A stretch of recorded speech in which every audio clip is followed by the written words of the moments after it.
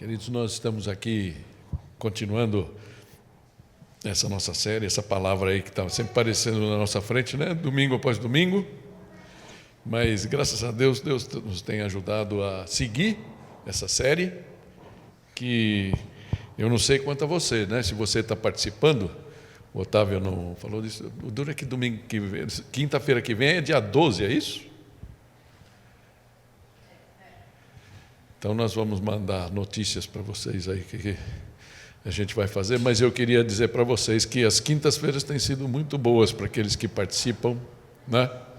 Tem sido, a gente podia até ter alguns testemunhos aqui, certo, Cris? Cris não faltou em nenhum até agora, hein? Amém? Vai ganhar medalhinha de presença, de frequência, né? E tem sido muito bom. Ser embebido com essa carta de Paulo, que na verdade não existe nenhum outro lugar na Bíblia o evangelho tão aprofundado, né? Paulo, em algum momento no texto que a gente vai ver hoje, se você quiser ir abrindo, Romanos 11, a gente vai começar, vai ver a primeira parte hoje, porque tem muito suco, então nós vamos ver os primeiros 10 versículos só. Mas Paulo mesmo fala, né? Não sei como é que Deus pôde me alcançar. Vendo a trajetória de Paulo, acho que Deus tinha planos muito, até pelo estudo que Paulo fez desde criança, né? Essas coisas que a gente não percebe, como Deus A gente pensa que a nossa vida para o Senhor começa no dia da nossa conversão. Sim, a nossa nova vida começa ali. Mas a soberania de Deus é tão grande que boa parte daquilo que a gente estudou, as nossas experiências, até os nossos sofrimentos, desde criança e tudo mais, Deus usa para o bem, como fala a palavra, né? Fala que Romanos 8, que a gente viu, né? Que todas as coisas, Deus atua sobre todas as coisas para o bem. E eu não consigo ver a vida de Paulo, todo o estudo que Paulo fez, para pensar como é que Paulo tinha todo o Antigo Testamento na cabeça, e ele vai citando, lembra do domingo passado, quem estava aqui? Ele vai falando de Isaías, ele vai falando de Jeremias, ele vai falando de Deuteronômio, Levítico, e ele vai citando, sem precisar citar a referência bíblica, como eu costumo fazer, né? Mas ele tinha na cabeça dele tudo. Você acha que Deus não preparou ele para esse momento, para ele deixar para a gente essa carta? Eu tenho aprendido muito, espero que você também, se você tem essa disposição, né? Eu queria ler esses primeiros 10 versículos, e aí depois a gente comenta alguma coisa. Lógico, vamos refletir sobre esses 10 versículos, né? Texto, então, Romanos 11, a partir do versículo 1, diz assim: Pergunto, pois, acaso Deus rejeitou o seu povo?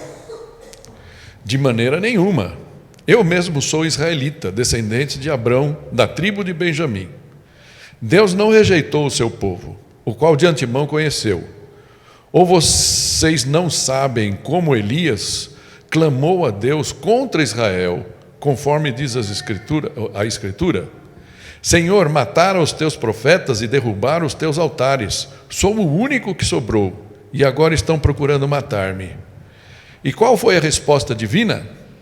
Reservei para mim 7.000 homens que não dobraram os joelhos diante de Baal. Assim, hoje também há um remanescente escolhido pela graça.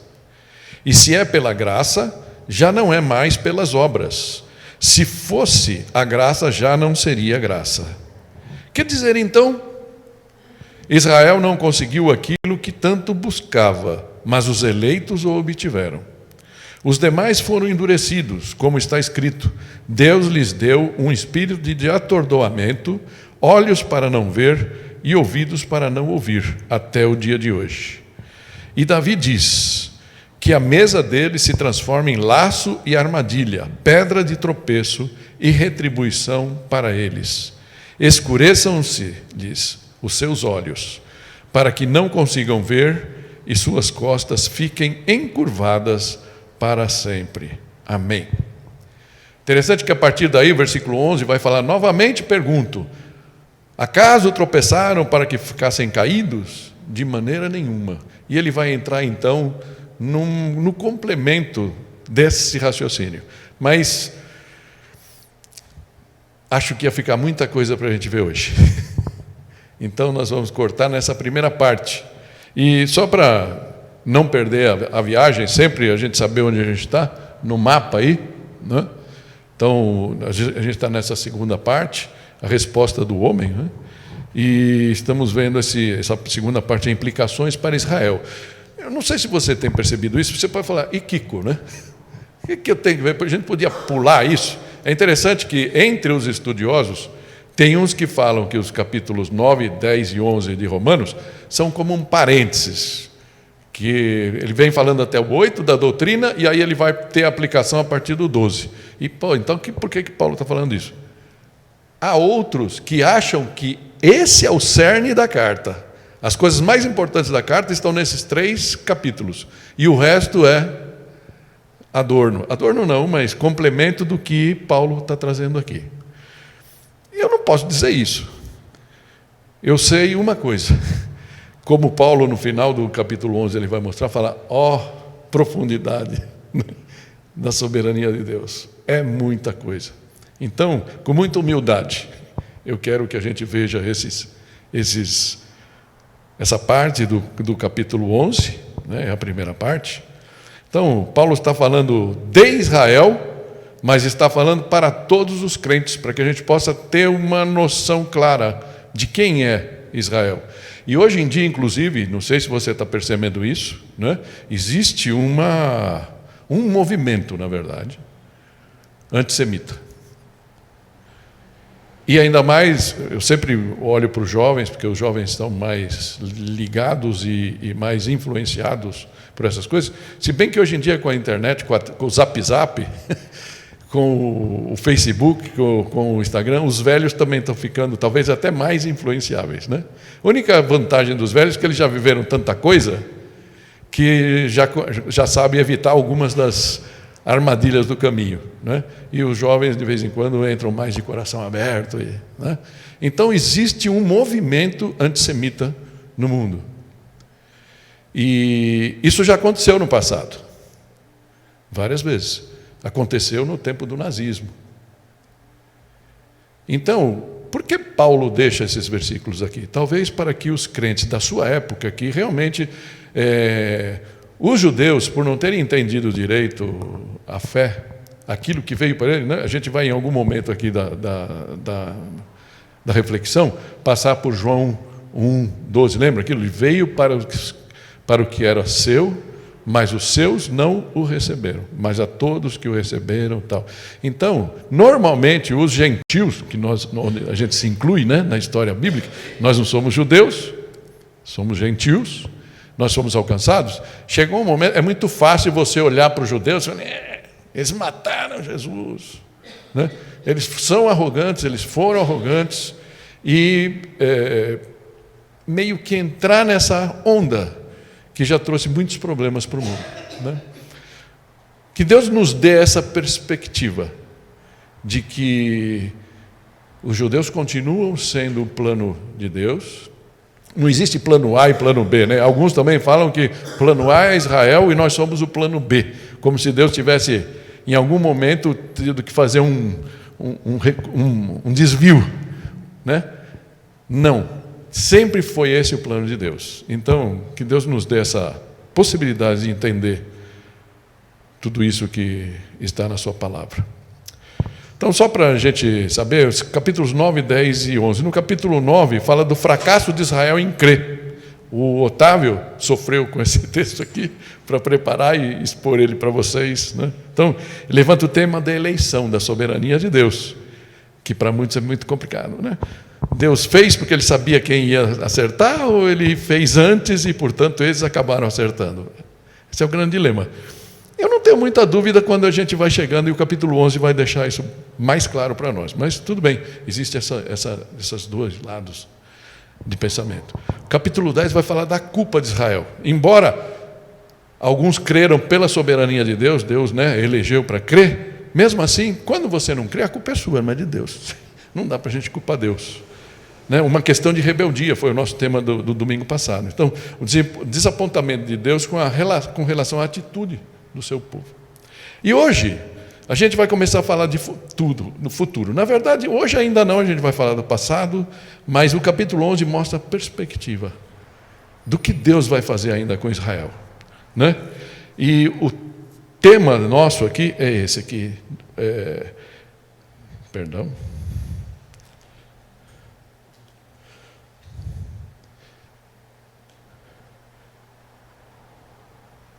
Uma história que ainda não acabou. Uma história que ainda não acabou. Tem uma música que me fala muito, eu queria tanto traduzir essa música para poder cantar para vocês, que fala que Deus é mais que capaz. A gente vem escutando no caminho, né? Em um momento da elevation, né? E em algum momento da música eles falam, olha, Deus nos trouxe até aqui, a gente tem uma história, mas Ele não acabou com você ainda, Ele não acabou comigo ainda. E eu acho que é essa mais ou menos a mensagem que está aqui por trás. Deus não acabou com Israel ainda, amém? Ainda tem muita história para acontecer. E eu queria fazer isso separando dessa forma, 3 argumentos, 3 conclusões e 3 lições para nós. Confesso a vocês, desde sair daqui, que hoje eu peguei e pus uma 4ª lição aqui, mas tudo bem, vamos, que a gente possa manter, pelo menos ficou ali arrumadinho, né? Então, começando pelo primeiro aqui, os 3 argumentos, eu queria fazer uma oração, para que o Senhor nos acompanhe nessa reflexão. Pai Santo, nós te agradecemos por cada um que está aqui, por cada um que vai escutar essa mensagem pelo YouTube, Senhor, em algum momento da semana. Mas queremos pedir, Espírito Santo, que tu tenhas liberdade de falar ao nosso coração. Aquelas coisas que eu não planejei, aquelas coisas que eu pensei, coloca no meu coração, nos meus ouvidos, ó Pai, para que a gente possa aqui aprofundar e sair daqui, Senhor, com um melhor entendimento e com o nosso coração preparado para essa nova semana da nossa vida. Em nome de Jesus. Amém. Amém? Paulo vai ter aqui 3 argumentos, nenhuma dúvida ele tem. Ele fala aqui no versículo 1, pergunto, pois, acaso Deus rejeitou o seu povo? E ele mesmo já responde, de maneira nenhuma. Você está vendo que Paulo sempre coloca, né? Como eu coloco aí os pontos, ele colocava as perguntas, né? Ele ia lançando perguntas, eram como se fosse ali degraus para subir ou para descer, não importa, mas para a gente ter alguns marcos na redação dele. E essa era a pergunta que ele faz. Deus rejeitou? Eu pulei aqui, mas eu tenho uma estatística. O que acontece com Israel hoje? Tá? Israel tem... Desculpa, eu vou voltar aqui, porque foi uma... Eu me emocionei aqui e passei em frente. Estava aqui. Qual a atual situação de Israel como nação?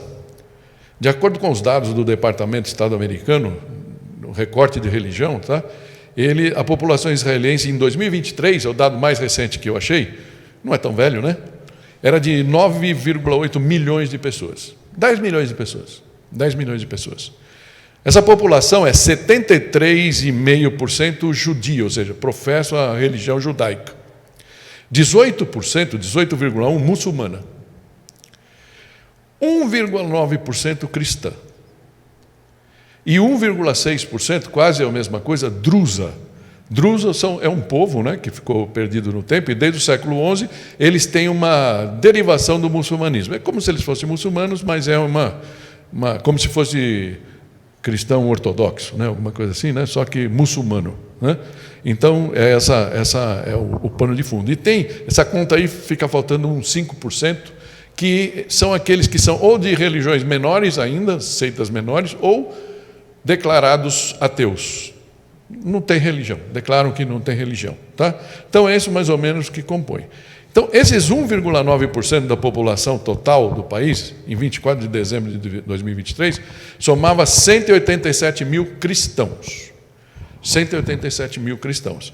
Mais do que os 7 mil do tempo de Elias. Né? Mas essa comunidade cristã em Israel é diversificada. Tem católicos na sua maioria, ortodoxos, protestantes e outras denominações. Então, a pergunta que a gente pode fazer quantos desses se pode dizer que realmente professam Jesus como seu Salvador e Senhor? Né?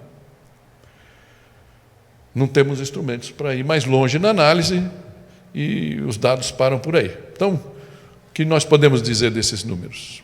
Será que Deus largou mão do seu povo? Ele ainda tem um futuro para Deus? Né?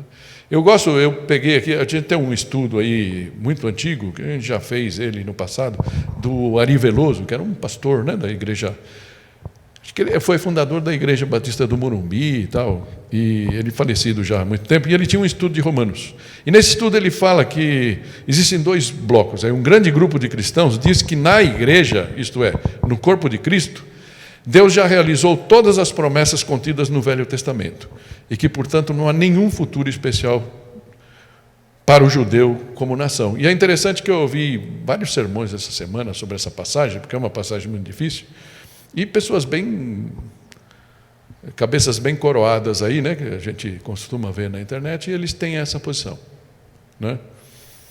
Tem uma boa parte, por exemplo, do presbiterianismo que é amilenista, né? Ou seja, eles não creem que o milênio, eles acham que a gente está vivendo o milênio, então isso muda toda a perspectiva, então não tem mais nada que vai acontecer com Israel, além do que já está acontecendo. É uma posição. Mas um outro grupo também, composto por bons teólogos, sustenta que Deus tem um futuro para Israel. Embora no momento Deus a tenha colocado de lado, mas em algum momento na história ele irá cumprir cada uma das promessas feitas a Israel como nação. E o Ari Veloso fala, eu compartilho dessa segunda opinião. E eu posso dizer para vocês que eu também. Tá? Então, é nessa linha que a gente vai seguir aqui. Tive que fazer esse parênteses aí, porque eu tinha passado, batido aqui. Então, Paulo parece que também tem essa mesma posição. Fala, Deus rejeitou Israel, seu povo? De maneira nenhuma. Paulo não tinha nenhuma dúvida disso, e por isso ele lança, então, 3 argumentos, 3 evidências, se a gente quer dizer. Alguns pastores falam de 3 provas, não sei se são provas, mas pelo menos são 3 argumentos que deixam bem claro isso. E o primeiro deles é, eu mesmo sou israelita, descendente de Abraão, da tribo de Benjamim, e ele sempre está trazendo essa parte do argumento dele, o super-judeu, que foi alcançado, assim como eu e você, em algum momento da vida. Da tribo de Benjamim, a gente trouxe outro dia, por isso eu não quis repetir, Filipenses 3, 5, 6, onde ele dá todo o pedigree dele, né? Verdadeiro hebreu, quanto à lei fariseu, quanto ao zelo, perseguidor da igreja. E mesmo sendo perseguidor da igreja, sendo tão radical quanto o religioso judeu podia ser, mesmo assim ele foi alcançado pela graça e pela misericórdia de Deus. A misericórdia e a graça de Deus que o alcançou é prova suficiente, é isso que ele está querendo dizer, de que Deus não abandonou Israel. Né?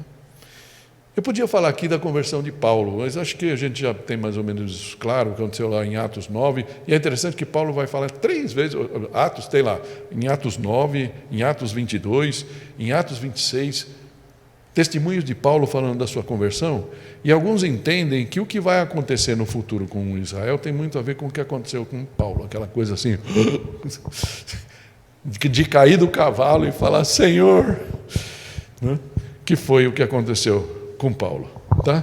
Então, vamos ver o que vai acontecer e o que o texto vai nos mostrar nessas 2 semanas. Ele segue dizendo assim, Deus não rejeitou o seu povo, o qual de antemão conheceu. Então, está claro, ele está só reforçando a tese, ele está falando, pô, Deus não ia fazer tudo o que fez com Israel para abandonar no meio do caminho. Senão não era Deus, né? E 2 textos bem curtinhos que são trazidos aqui como se fosse inspiração de Paulo. Um deles é o Salmo 94, né? Quando fala assim, o Senhor não desamparará o seu povo, jamais abandonará a sua herança. Né? E todo judeu crê nisso até hoje, né? Firme, que Deus não vai abandoná-los. E 1 Samuel 12, 22, que fala, por causa do seu grande nome, o Senhor não os rejeitará, pois o Senhor teve prazer em torná-los o seu próprio povo. Então, parece que Deus fazer alguma coisa para resgatar Israel em algum momento da história, tem todo sentido com a própria essência do caráter de Deus, que a gente tem aprendido. Amém? Então, tá. O versículo 2 segue, né, então, com a segunda evidência, o segundo argumento de Paulo, né, que vem lá de 1 Reis 18, né? E então fala aqui: ou vocês não sabem como Elias clamou a Deus contra Israel, conforme diz a Escritura: Senhor, mataram os teus profetas e derrubaram os teus altares, sou o único que sobrou, e agora estão procurando matar-me. Eu não sei se você já viu, ou se a gente sempre comenta só essa parte, né, de Elias, mas se você quiser um dia, ainda mais se você é mais novo, nova na fé, buscar lá em 1 Reis, capítulo 18, capítulo 19, são muito interessantes, que vai contar toda essa história. Um momento que Acabe era o rei de Israel, e a sua esposa Jezabel, que tinha vindo de uma religião cananita, né, ele casou com ela, e Jezabel era uma mulher forte. Conhece esse casamento com a mulher forte, né? E o Acabe aparentemente era mais fraco nesse sentido, e a Jezabel foi ganhando espaço, e de repente o texto lá em 1 Reis 18, versículo 18, vai falar que tinha 450 profetas de Baal, e tinha 400 outros dos postes de ídolo, Aserá, né, que era como se fosse mãe de Baal na teologia cananita. E estavam lá, e o povo judeu. E o pior ainda, né? Aquilo que quando a profecia, quando Jesus fala, antes, está em Apocalipse, né? Antes fosse quente ou frio, mas morno, pode me dar ânsia, né? Está numa carta, né? De Jesus às igrejas, no começo de Apocalipse. E essa era mais ou menos o que acontecia com Deus com relação aos judeus na época, porque, sabe, estava com um pé em cada barco. Quando vinha o começo do ano, eles faziam as festas da produtividade, lá, não sei o que, da colheita, e era Baal a quem eles sacrificavam. E aí depois seguiam, alguns deviam seguir os rituais, os sacerdotes e tudo mais, seguindo. Então aquilo era um momento muito ruim, né? Então Elias desafia Acabe a levar todo mundo para o Monte Carmelo, todo o povo e todos os profetas, e eles chegam lá, e aí falava para levar 2 novilhos, só para se fazendo curta a história. Ele fala: vamos aqui provar quem é quem aqui. E aí ele deu um novilho, estavam os 450 profetas lá de Baal, e ele falou: ó, vamos fazer uma coisa, você faz aqui, ó, tem lenha, põe lenha aqui, e deixa, depois eu vou pôr o meu aqui, o meu cordeirinho tal, e vou fazer a mesma coisa. Então vocês aqui põem, e vamos ver, vocês chamam o seu Deus e fala para queimar esse holocausto, entregar como oferta, né, como holocausto ao seu Deus. E o povo gostou, falou: pô, legal. O povo achou bom, né? E aí foi. E aí diz que de manhã até a tarde, os 450 profetas lá gritando, pulando, cantando, louvando. Aí nada, aí diz que chegou a um certo ponto que Elias começou: será que ele está dormindo? Será que ele saiu?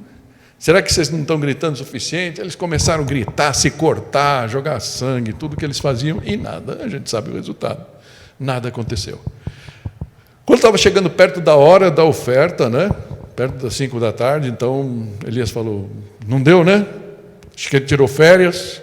Ele falou: agora eu vou fazer. Aí ele foi, arrumou o templo que estava meio abandonado, né? O templo de Deus, acho que uma pequena coisa, fez, pôs a lenha, cortou o cordeiro, colocou, mandou trazer 4 jarros de água. Eles jogaram os 4 jarros, fez uma vala em volta, jogou os 4 jarros de água, falou: traz mais 4. Jogaram em cima, traz mais 4. 3 vezes jogaram, encheram, tanto é que a valeta ficou cheia de água, e aí ele orou. Ele orou, né? E pediu, invocou a Deus, falando: Senhor, que eles possam hoje saber que o Senhor é o Deus, e que teu povo possa seguir, né? Antes disso, ele tinha repreendido o povo: vocês estão com um pé em cada barco? Toma uma posição, né? E aí Deus, o texto fala que Deus mandou o fogo e consumiu tudo. E aí todo mundo se pilhou, o povo inteiro falou: não, Deus é Deus, né? Jeová é Deus. E naquele coisa ele falou: então vamos matar esses 450 profetas. E eles mataram naquele dia todos os profetas de Baal, né? O que aconteceu?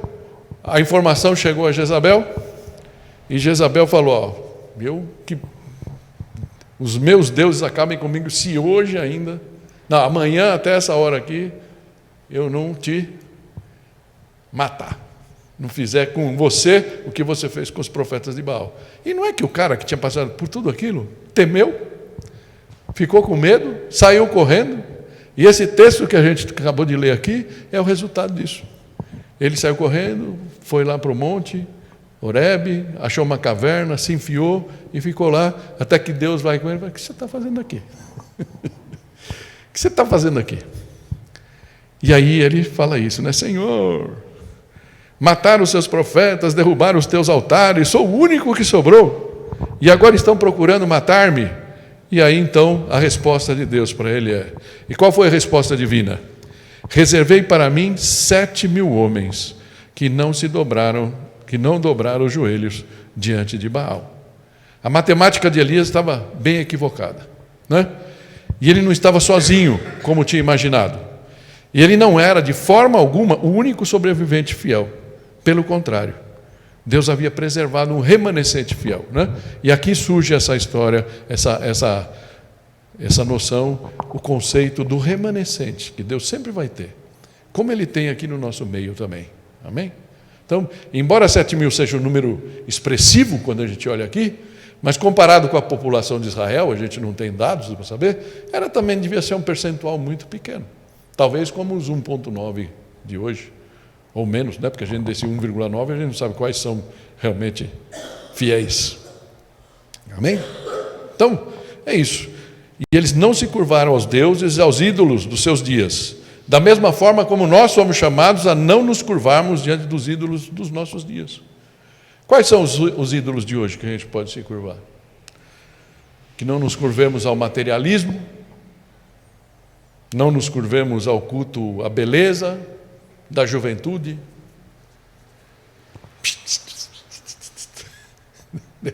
Desculpa que eu sempre insisto nisso, mas meninas, cuidado. Meninas, cuidado. Vocês são tão bonitas, deixa a natureza agir naturalmente, vocês vão continuar bonitas. Querer fazer coisas para... Quando de repente você olha no espelho e você não se reconhece mais, né? Qualquer tipo de coisa que rivalize com Deus na nossa vida e em nosso coração, não? E para que a gente não seja oscilante entre uma coisa e outra. É mais ou menos o conceito aqui, né? Mas o texto segue então trazendo o terceiro argumento. Fala, assim hoje, lógico que o hoje ele está falando no tempo de Paulo, né? Também há um remanescente escolhido pela graça. E se é pela graça, já não é mais pelas obras. Se fosse graça, já não seria graça. Vou pegar essa primeira parte aí que está pintadinha, né?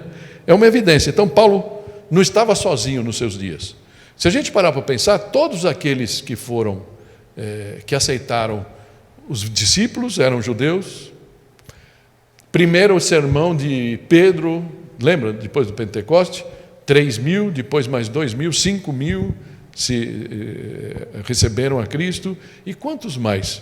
A igreja, depois da dispersão, eles saíram pelo mundo. Então já existiam muitos outros judeus, certamente, além dos gentios. Isso vai ser mostrado depois quando Tiago, né, lá, quando Paulo vai para Jerusalém, eu não tenho aqui anotado acho que é Atos 21, né? Quando ele volta para levar as ofertas para Jerusalém, e Tiago vai então dizer para ele que havia milhares de judeus que creram. Então Deus continua agindo de qualquer forma, tá? Então, se a gente quisesse aqui tirar uma foto da situação atual, esses 187.000 cristãos que aparecem lá na estatística, dentro dos quais o Senhor certamente mantém então um remanescente fiel ali. No Brasil, a gente olha, 30% da população se diz cristã. Eu não lembro qual é o número de evangélicos desses 30.000, mas é um número muito grande. Será que todos esses a gente pode considerar como remanescente fiel? Como é que a gente está vivendo os nossos dias, né? É isso. Mas Deus nunca deixará de reservar para si, por sua graça, um remanescente fiel. E eles foram escolhidos pela graça, isso é importante aqui, de Deus. Paulo quer deixar claro aqui que nenhuma pessoa desse remanescente foi considerada com base no seu esforço pessoal. embora todo esforço pessoal seja digno. Por isso ele complementa, né, aqui quando ele fala, né, já não, se é pela graça, já não é mais pelas obras. Se fosse a graça, já não seria graça. A essência da graça é favor divino não merecido. Portanto, não há como conquistá-la. A gente não consegue conquistar a graça de Deus. E é interessante um trocadilho, né, que se faz. Né? Fala assim, não pelas obras, mas pela graça. Se há um presente, porque graça é presente, certo? Tudo bem? Estamos juntos? Graça é presente? Se há um presente, não tem que pagar. Ninguém traz um presente para você e fala, olha, custou R$100. Né? Certo? Se é presente, é presente. Mas se tem que pagar, já não é presente. E esses foram então os 3 argumentos de Paulo, e o resto a gente vai aprofundar. Sua própria conversão, o remanescente histórico e o remanescente do presente. Amém? Esses são os 3 argumentos que Paulo usa. Por isso, Efésios, né, fala assim, pois vocês são salvos pela graça, por meio da fé. Isto não vem de vocês, é dom de Deus, não por obras, para que ninguém se glorie. Talvez se tenha uma coisa que Paulo enfatiza em todos os capítulos, é essa questão da graça contra as obras. Amém? Isso nos leva aqui... Tem algum erro aqui, mas tudo bem, é o segundo, né? 3 conclusões, ok? Ele vai partir então para dar as 3 conclusões. Versículo 7 ele vai falar, que dizer então? Que dizer então? Israel não conseguiu aquilo que tanto buscava.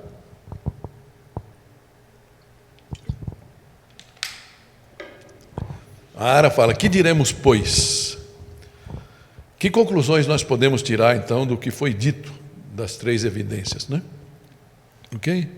Então, aquilo que Israel tanto buscava, não conseguiu, pelo menos como nação. Isso significa que ela ficou aquém da justiça, que leva à vida, e, portanto, que leva à salvação. Um texto que o Otávio usou, 3 semanas atrás, né? Os versículos 31 e 32 de Romanos 9, fala assim, mas Israel, que buscava uma lei que trouxesse justiça, não a alcançou. Por que não? Porque não a buscava pela fé, mas como se fosse por obras, eles tropeçaram na pedra de tropeço, né? Ou seja, então eles queriam fazer uma coisa que custasse. E foi duro para eles entender que presente é presente, né? Eles queriam estabelecer a sua justiça própria, em vez de recebê-la como um dom de Deus, por intermédio de Jesus. E isso foi o grande problema deles, né? Mas o texto segue dizendo, mas os eleitos o obtiveram. E aqui é muito fácil de fazer uma confusão aqui. Primeiro deles é pensar que aí está falando da gente, né? Como sugere o 9:30, que a gente não leu, mas está lá, né? que os gentios então tomaram o espaço. Mas pelo contexto aqui ele está falando dos judeus que creram. Certo? Aqueles que foram escolhidos pela graça, o versículo 5 falava, e portanto foram justificados pela fé. E aqui então entra o João 1:11-13, que eu comentei antes, né? Podemos ler junto para fingir que estamos acordados todos aqui? Veio para o que era seu, mas os seus não o receberam. Contudo, aos que o receberam, aos que creram em seu nome, deu-lhes o direito de se tornarem filhos de Deus, os quais não nasceram por descendência natural, nem pela vontade da carne, nem pela vontade de algum homem, mas nasceram de Deus. Interessante, nasceram de Deus, aqueles que foram justificados pela fé. Então parece que dentro daquele povo judeu, a nação, que hoje seria os 10 milhões, 9,8 milhões de pessoas, Deus elegeu alguns na sua soberania. Isso dói para alguns.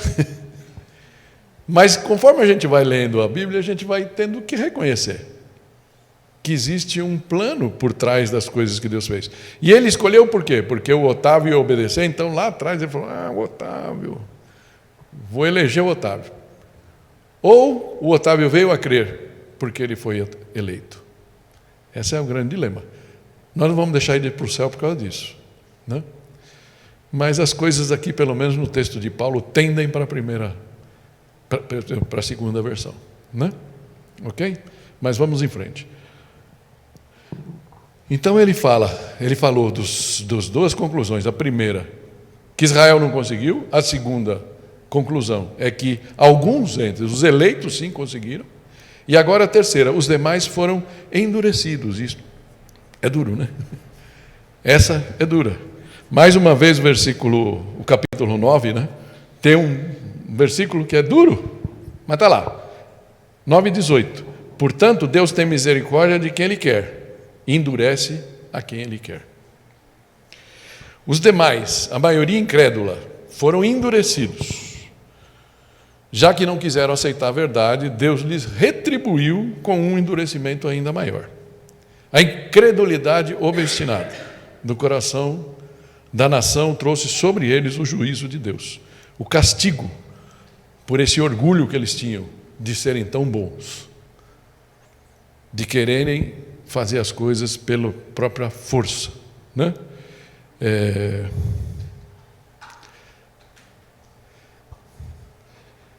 É interessante, a gente vai falar isso nas conclusões, mas parece que quando você está no meio de você aceitou a Cristo, vamos falar de cristãos, você aceitou a Cristo, você entra de corpo e alma naquilo, você lê a palavra, você começa a viver aquilo no seu dia a dia, e de repente alguém chega aqui do púlpito, e eu já fiz várias vezes, e você tem o direito de ter pensado isso, né? Falando, mas como isso está certo? Não pode ser. Eu tenho que me esforçar, eu tenho que merecer.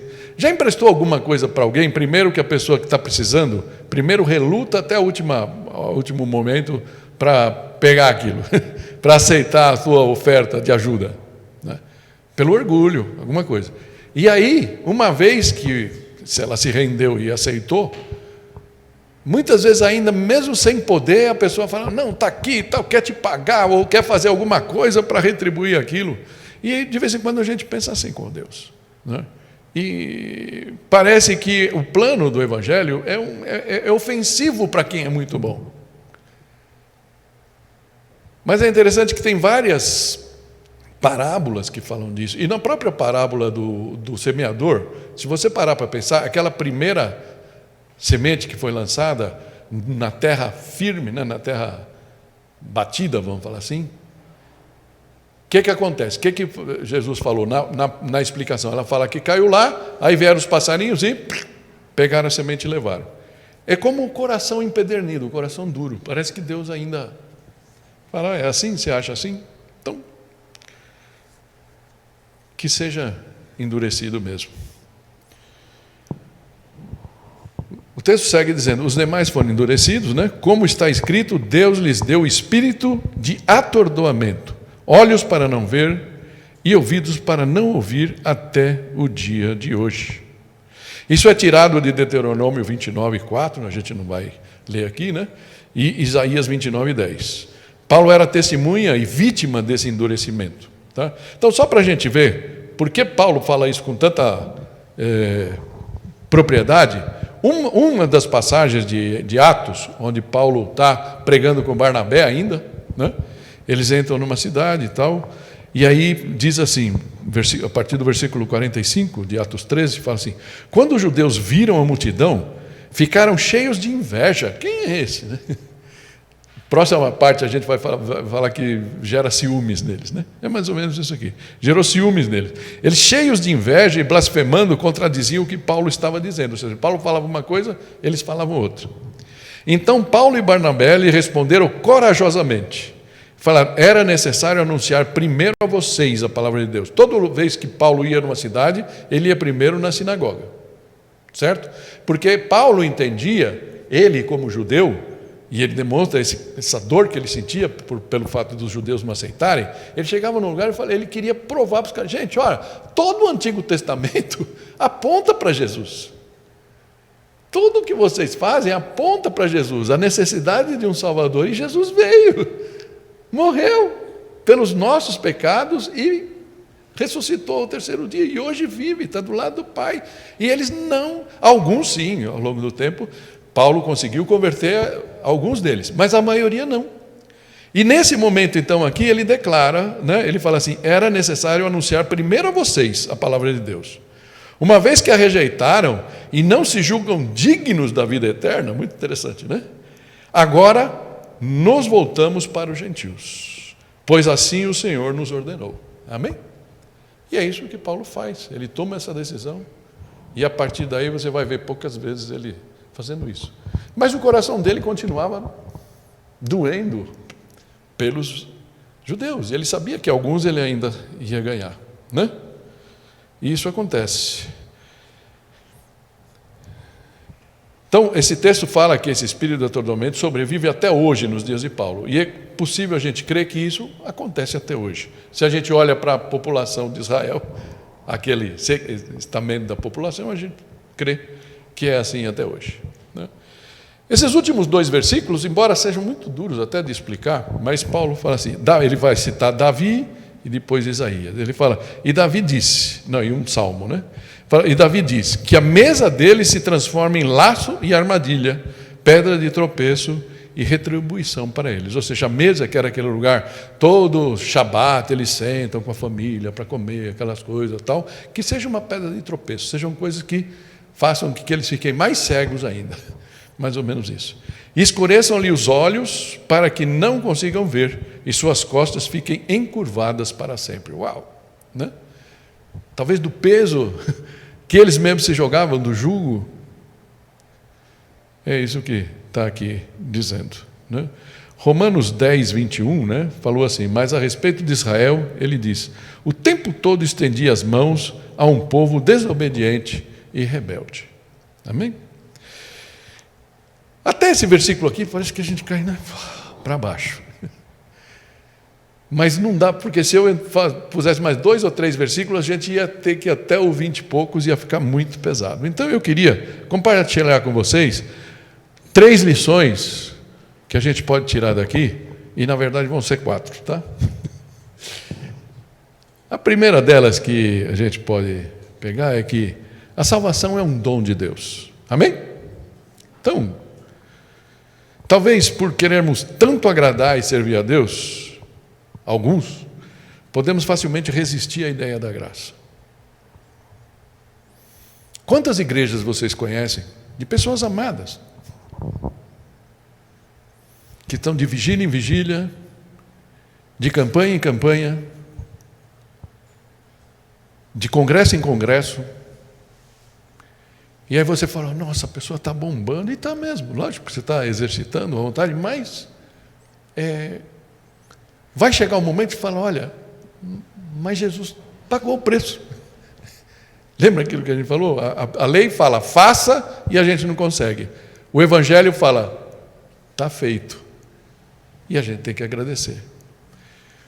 Talvez você pode falar, passa pela cabeça, puxa, mas a gente não tem campanha, a gente não vai para o monte, a gente não vai nada, e aí a gente fica meio leso. É verdade, a gente corre esse risco. Mas o que a gente quer? A gente quer ativismo ou quer mostrar para vocês realmente qual é a verdadeira fé, o que Deus realmente espera de nós? Pode-se rejeitar o Evangelho como judeus, porque ele parece atenuar a necessidade do esforço moral, né? Então eu posso ser meio lascivo assim? Não, não é isso, né? Mas é pela graça, Jesus já pagou o preço. Jesus já fez tudo o que era necessário. Apenas, o que a gente tem que fazer? Reconhecer, aceitar o presente e desfrutar dele todos os dias. Você tem desfrutado? Você que está na estrada há tanto tempo, você tem desfrutado do presente da graça? Deus não está olhando para você com um chicotinho na mão. Talvez essa seja a lição mais dura, porque a gente não se perdoa muitas vezes, sim ou não? Pisei na bola, eu estou orando para Deus, Deus me perdoa. E ainda como pastor, falo, Senhor, não imputa culpa à igreja, Senhor. A Neide, Senhor, cuidado. Né? Senhor, eu fiz tal. Porque no fundo, o que é que acontece? Eu demoro um tempo para me perdoar. E quanto mais eu carrego isso, estico isso, eu não estou desfrutando do presente. Qual é o presente? Jesus já pagou. Eu tenho que me arrepender, está certo. Quando eu piso na bola, e por favor, o eu aqui, entenda, você falando eu, né? Cada um de nós. Quando a gente pisa na bola, é para a gente se perdoar, é para a gente se entristecer. Mas a gente coloca para Deus, pede perdão, arrependimento autêntico, fala, o Senhor não rejeita um coração quebrantado e humilde. Amém? E seguimos a vida, o presente é nosso. Talvez essa seja uma lição importante para a gente entender. É um dom de Deus. E se é um dom, é graça, é um presente, como aquilo que eu brinquei, né? Não precisamos pagar. E se a gente precisa pagar, não é graça. Enquanto a gente se a gente viver o nosso cristianismo pensando que a gente precisa pagar, quem sabe nós ainda não fazemos parte daquele remanescente fiel que entendeu o que o Evangelho representa. O que Jesus conquistou para nós na cruz. Amém? Esse é o ponto. Essa é a primeira lição que a gente tem. A segunda é: você não está só. Você não está sozinha, sozinho. E talvez esse também seja um outro desafio. Eu não sei quanto a vocês, mas de vez em quando eu vejo minha vida, a gente vê o carro voltando depois de quase 3 meses.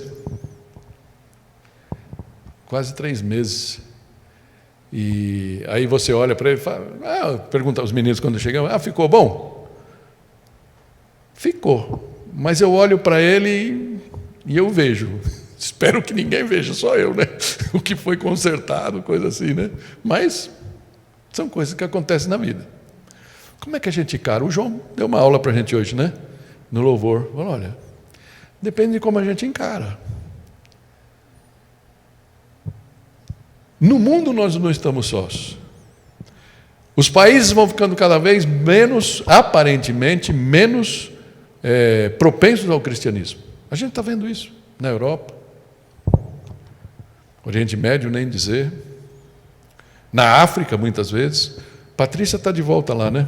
Mas ela teve que sair por causa disso. Ok? Então, a gente sabe.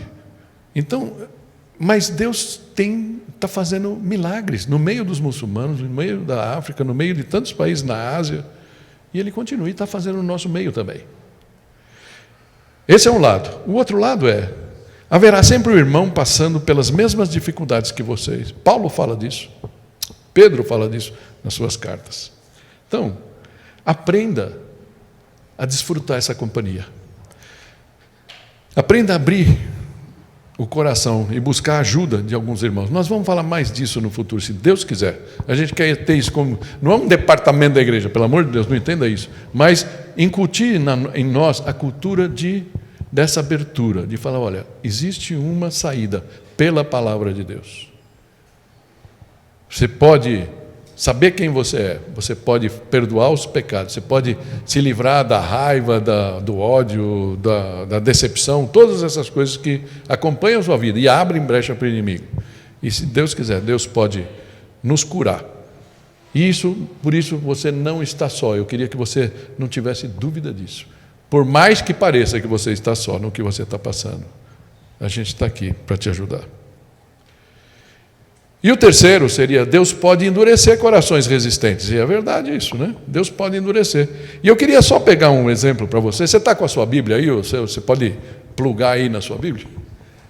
Vamos pegar Romanos 1 só aqui, só para, como um aguçador.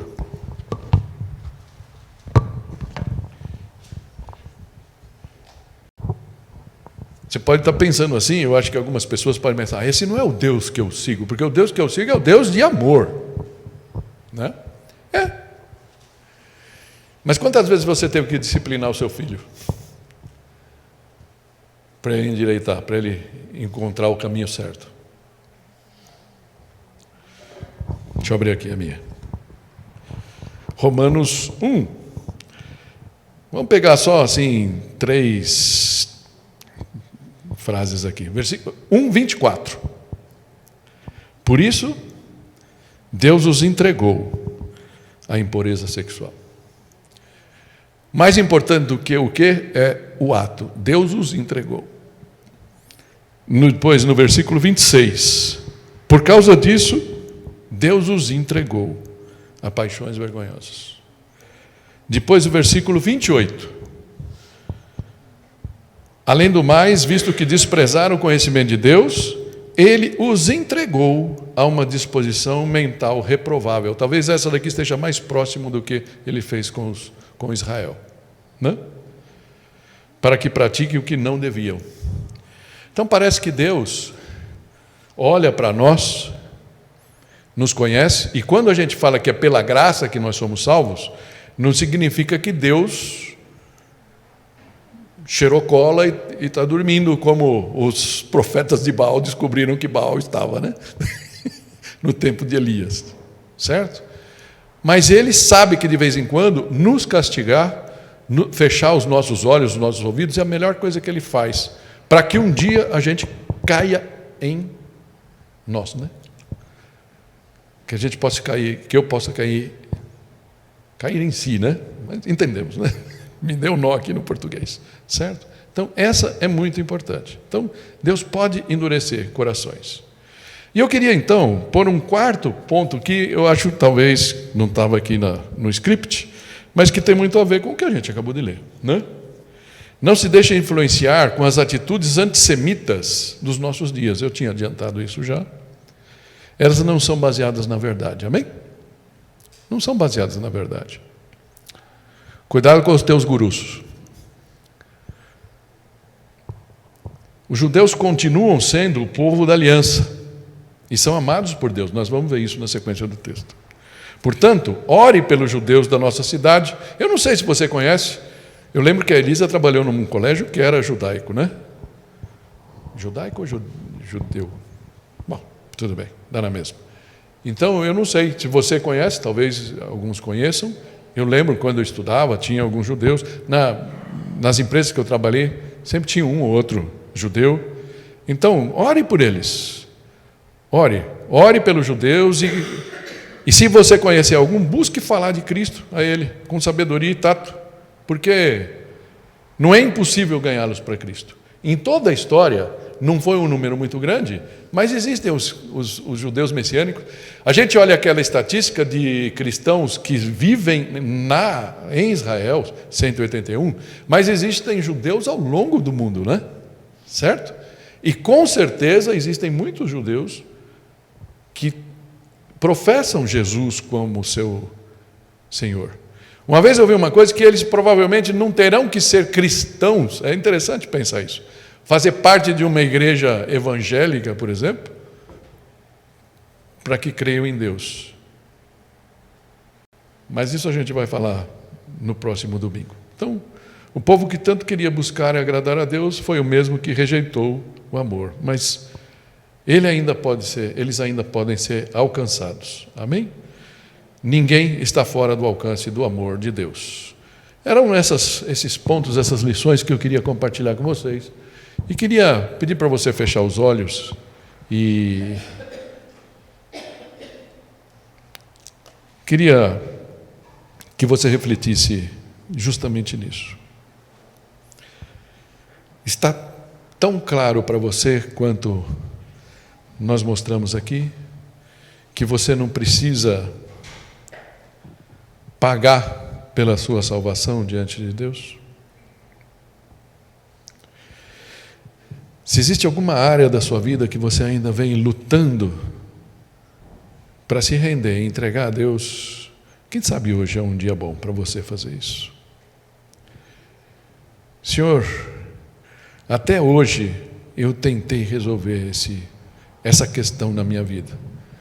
Como se pensando que primeiro eu preciso me livrar disso para que eu possa estar diante de Deus com integridade de coração.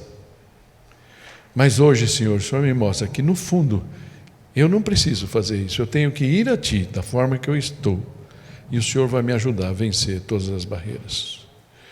Senhor, eu reconheço que o sangue de Jesus, que um dia me fez aceitar a Ele como meu Salvador e Senhor, ainda opera na minha vida e pode operar. E a cada dia eu posso me sentir livre, eu posso saber que o Senhor me perdoa, o Senhor me ama e por isso eu posso desfrutar o presente da salvação, mesmo hoje e para sempre. Em nome de Jesus. Amém.